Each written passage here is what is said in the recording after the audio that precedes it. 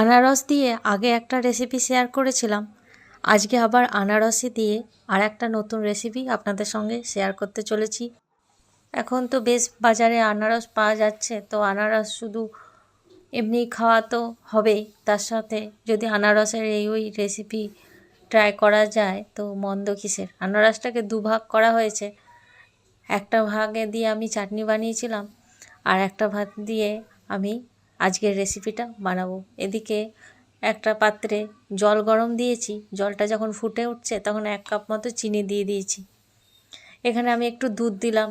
আমি এটা জানি যে চিনিতে জলে জাল দেওয়ার সময় চিনির যদি ময়লা থাকে তাহলে একটু দুধ দিলে ময়লাগুলো নাকি উপরে ভেসে আসে। দেখতেই পাচ্ছেন আপনাদের সামনে, যে সেটা আমি জেনেছি, তারপরে আমি ট্রাই করেছি আর আপনাদের সঙ্গে সেটা শেয়ার করছি।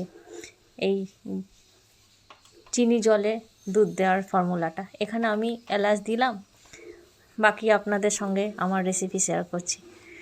ওটা ফুটতে থাকুক আর বাকি আমি করছি। 1 কাপ মতো সুজি নিয়েছি, কাপ অনুযায়ী মাপ অনুযায়ী এটা আমি করছি। 1 কাপ মতো সুজি এখানে ঢেলে দিলাম। মিক্সার জারে 1 কাপ মতো চিনি। এবার এটা দুটো একসঙ্গে আমি এখানে ড্যাশ করে নেব। আর একটা পাত্রে আমি ময়দা নিচ্ছি, ওই কাপ অনুপাতে 2 কাপ। তো আগের 1 কাপ সুজি নিয়েছি, 1 কাপ চিনি যেটা ডাস্ট হয়ে গেছে, ওই 2 কাপ সুজি চিনি একসঙ্গে আমি এখানে মিশিয়ে দেবো। ময়দা 2 কাপ নেওয়া হয়েছে, সমস্ত মিশ্রণটা একসঙ্গে মিশিয়ে নেব। সমস্তটা শুকনোভাবে মিশিয়ে নিচ্ছি। এরপর আনারস আমি 4 ফালি করে নিয়েছি,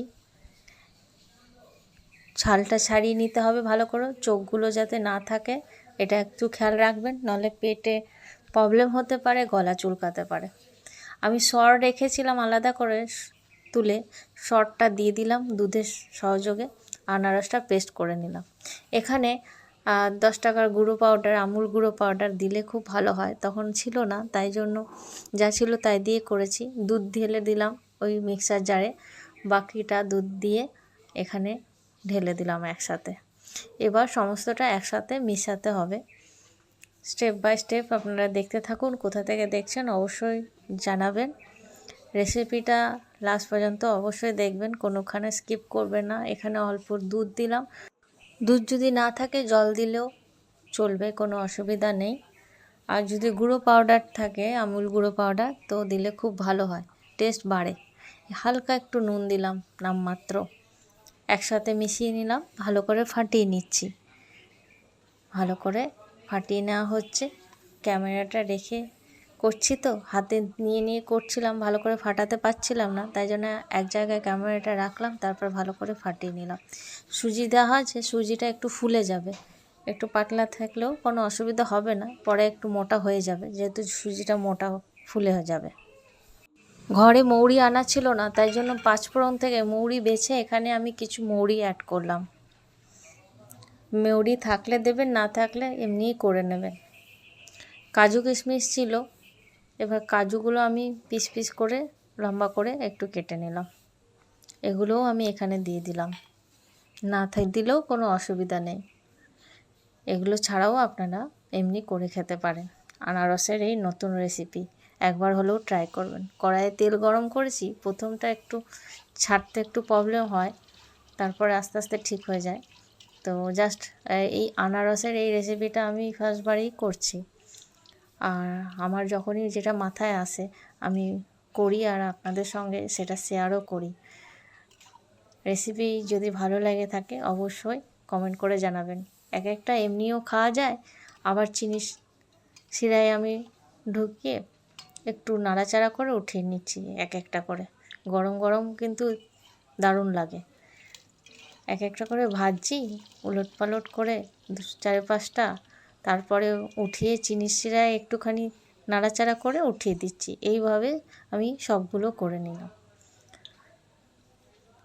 আমার হয়ে গেছে, যে কটা করার, যেটুকুলো গোলা ছিল আমি করে নিয়েছি।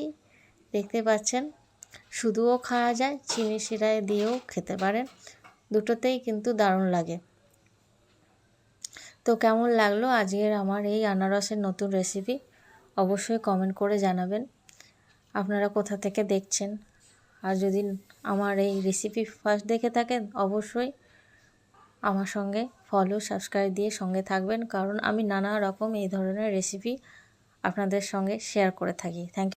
আর এছাড়াও আপনারা দেখতে পাবেন আমার নানা রকম কালেকশান আপডেট। ফেসবুক থেকে দেখে থাকলেন ফলো দিয়ে সঙ্গে থাকবেন, বাকি পেজ লিঙ্কগুলো দেওয়া আছে ডিটেলসে। আর ইউটিউব থেকে দেখে থাকলে আমার অলি মণ্ডল নামে আর একটা পেজ আছে যেখানে আপডেট দিয়ে থাকি নানা কালেকশান।